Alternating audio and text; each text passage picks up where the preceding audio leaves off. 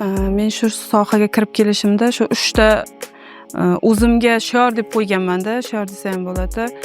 O'sha 3 ta shiorni oldimga qo'yib kirganman-da kirishimda. Uydan boshlangan ishim. Uydan boshlaganimdan beri xuddi o'sha narsa. Birinchi o'rinda tozalik. Juda katta ahamiyatga ega tozalik. Hamma narsam tozalangan, sterillangan, tozalik bo'lishi shart. Ikkinchisida muomala. Har qanday klient kelishidan qat'iy nazar, kim bo'lishidan qat'iy nazar muomalani birinchi o'ringa qo'ydiraman, o'zim ham, ishchilarim ham. Uchinchi o'rinda sifat. Agar oladigan puling qiladigan ishingga arzimasa, o'sha pulni olma deyman. Sifatni oldinga qo'yib qo'ysa, nech pul desa klientlar pulini tortishmay ketadi.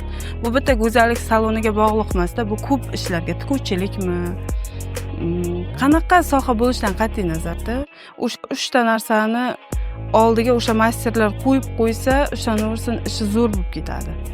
Muomalasini, tozaligini, sifatini zo'r qilib qo'ysin, hech narsada muammo bo'lmaydi. Klient kelishidan ham, qachon klient kelayotgan deb kutib o'tirmaydi. Klientlar o'zi izlab keladi. Sifati zo'r qilib qo'ysa, muomalani zo'r qilib qo'ysa, tozalikni zo'r qilib qo'ysa.